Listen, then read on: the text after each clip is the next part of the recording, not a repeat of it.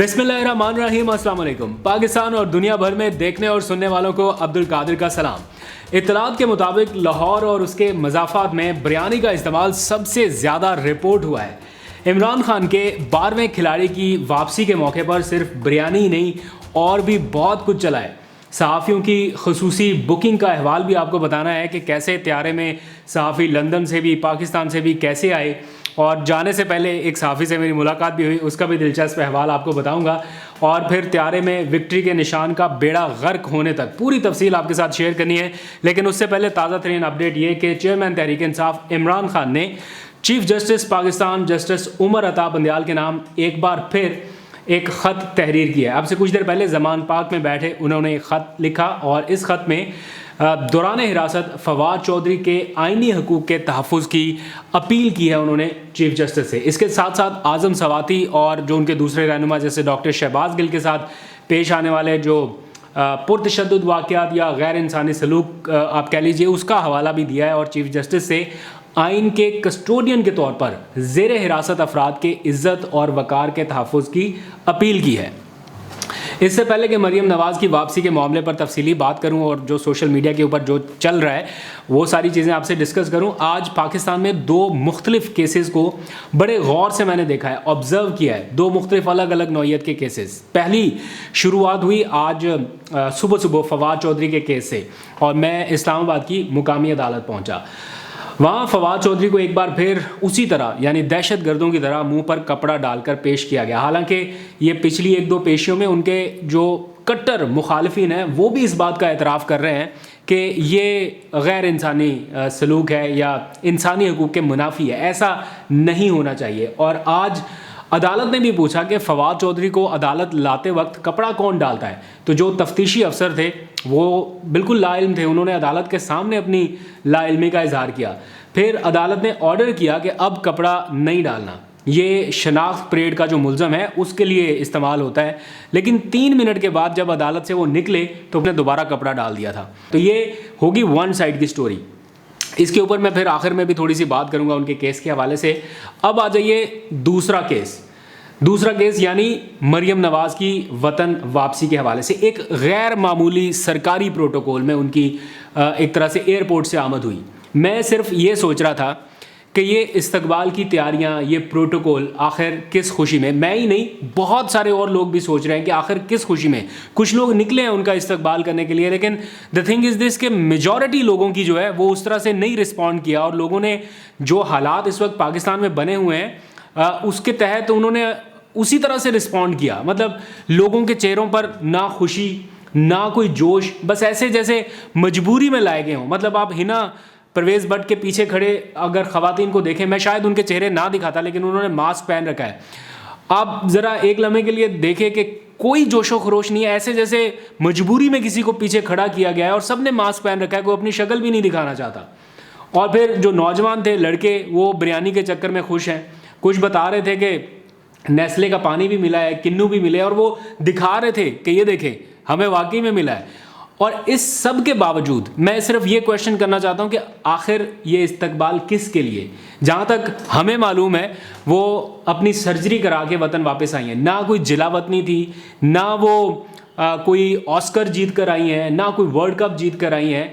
मतलब क्या कामयाब सर्जरी पर इस तरह का इस्तकबाल होता है जैसा करने की एक कोशिश की गई थी, और ऐसी कोशिश जिस पर उनके अपने भी नालायक कि ये प्रोग्राम किया है आप लोगों ने, इससे तो बेहतर था कुछ और कर लेते। इस तरह का प्रोग्राम, इतनी मिसमैनेजमेंट, और वो भी ठीक से नहीं हुआ। एक ऐसे मुल्क में जहां 2 दिन पहले, सिर्फ 2 दिन 48 घंटों के अंदर अंदर डॉलर ने तबाही फेर दी है, सोने की कीमत ने रिकॉर्ड पर रिकॉर्ड बना दी है, और 2 दिन बाद, शायद चंद घंटों के बाद, पेट्रोल और डीजल की कीमतों में भी एक तारीखी इजाफे का इम्कान है। एक ऐसा मुल्क जिसके पास कौमी दौलत ख़त्म हो गई, तकरीबन ख़त्म हो चुकी है, वहाँ पर ये सब दिखावा आखिर किस लिए। मैं ये सोच रहा था कि क्यों सिर्फ अपने वोटर्स को खुश करने के लिए या कोई इम्प्रेशन बनाने के लिए कि हम कोई बहुत ज़्यादा आवाम में मकबूल हैं।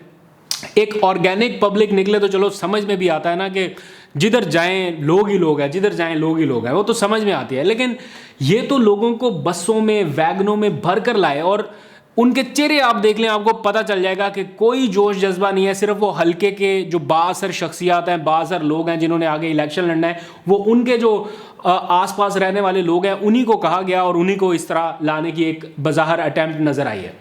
और फिर क्वेश्चन है कि आखिर क्यों? सिर्फ लोगों को ही नहीं, कवरेज करने के लिए साथ साथ सहाफ़ी भी थे। मतलब इतना वो था कि हमारी एक अच्छी कवरेज होनी चाहिए, जहाज़ में चढ़ते वक्त, जहाज़ में उतरते वक्त, जहाज़ में बैठते वक्त, और फिर क्या क्या कुछ जहाज़ के अंदर है वो सारा कुछ रिपोर्टर्स कवर करें। कुछ लंदन के सहाफ़ी थे जो सारा दिन एवन फील्ड के बाहर खड़े रहते हैं रिपोर्टिंग के लिए, और वो भी साथ आए। और फिर कुछ यहाँ से पाकिस्तान से स्पेशल इस काम के लिए भेजे गए।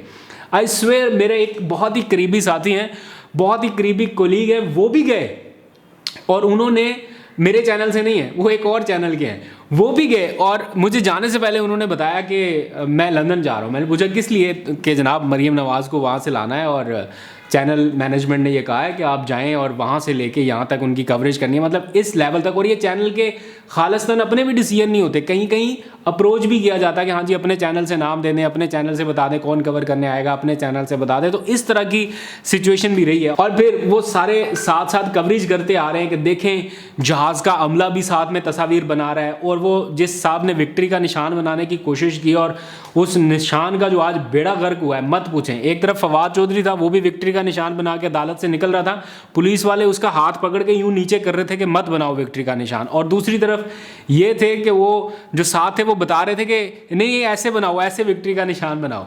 मतलब अपने सामने हो रहा है सारा कुछ, एक्टर डायरेक्टर सारे मिलकर ये बता रहे हैं कि ऐसे बनाए विक्ट्री का निशान।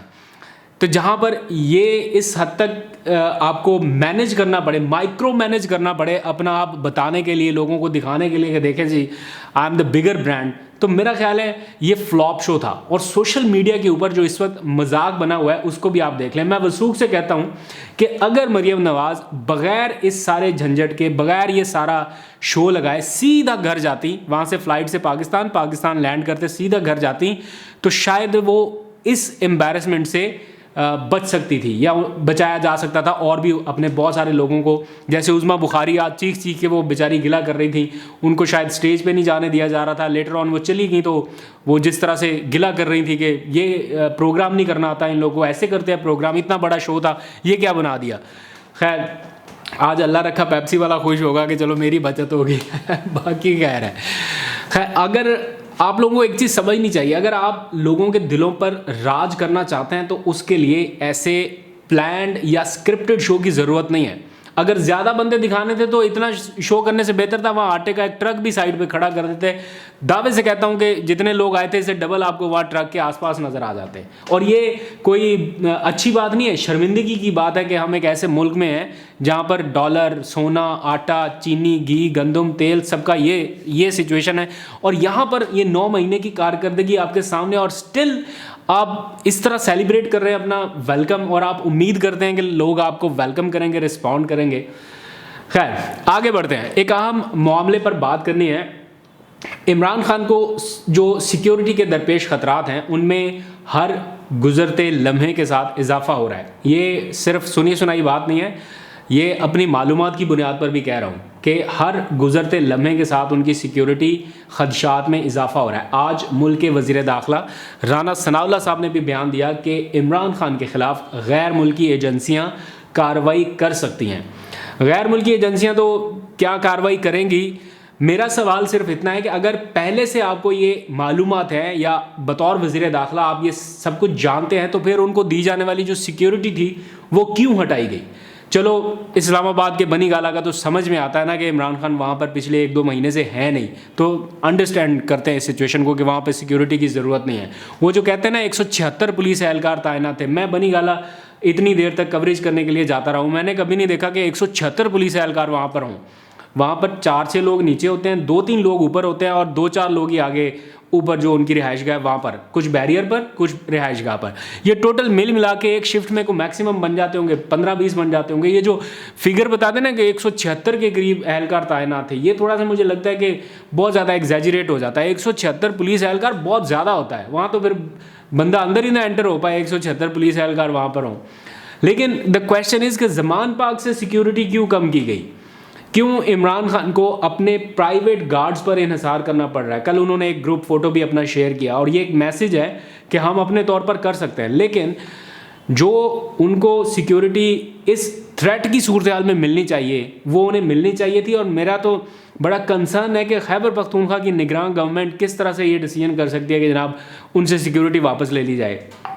इस मामले पर मैं समझता हूं कि तहरीक इंसाफ को या किसी भी आम शहरी को या किसी भी उनके आम कारकुन को सबसे पहले सुप्रीम कोर्ट से रजू करना चाहिए। ये जो पंजाब के इंतखाबात हैं, KP इंतखाबात हैं, मोहसिन नकवी वाला मामला आगे पीछे, इन सबसे पहले ये वाला मामला सुप्रीम कोर्ट के सामने रखना चाहिए, उनसे रजू करना चाहिए कि एक सानहा तो चलो होते होते रह गया है, अल्लाह का शुक्र है, क्या अब भी लापरवाही की कोई गुंजाइश बाकी है।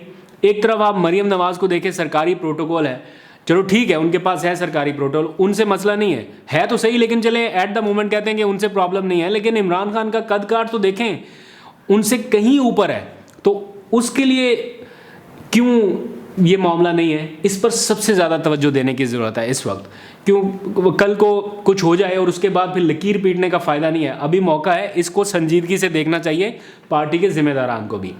खैर, एक अपडेट ये है कि इमरान खान ने पार्टी के कल 2 अहम इजलास बुला लिए हैं। एक तो पार्लिमानी पार्टी का इजलास है, वो साबिक पार्लिमानी पार्टी के या मौजूदा जो भी आप कह लें, और साथ ही कोर कमेटी का भी एक इजलास बुलाया है। तो मैं ख़ुद भी सोच रहा हूँ शायद मैं कल लाहौर के लिए निकल जाऊँ, बल्कि निकलूँगा और कुछ दिन तक मैं लाहौर में रहूँगा ताकि कुछ एक्टिविटीज़ को थोड़ा और करीब से रिपोर्ट कर सकूँ, बिकॉज़ यहाँ पर रहते हुए इन्फॉर्मेशन का फ़्लो उस तरह से समटाइम्स कंप्रोमाइज़ हो जाता है। तो मैनेजमेंट ने भी ये डिसाइड किया चैनल की, उन्होंने कहा कि आपको वहाँ पे होना चाहिए, तो आई थिंक कि मुझे जाना चाहिए। मैं कल निकलूँगा तो कोर कमेटी और ये पार्लिमानी पार्टी की मीटिंग है इसको भी रिपोर्ट करेंगे, ज़मान पार्क के बाहर क्या हो रहा है, कुछ ये सारी चीज़ें भी आपको आने वाले दिनों में वहाँ से ग्राउंड ज़ीरो से रिपोर्ट करूँगा। आज तक के लिए इतना ही, अपना बहुत सा ख्याल रखिए, खुदा हाफिज़।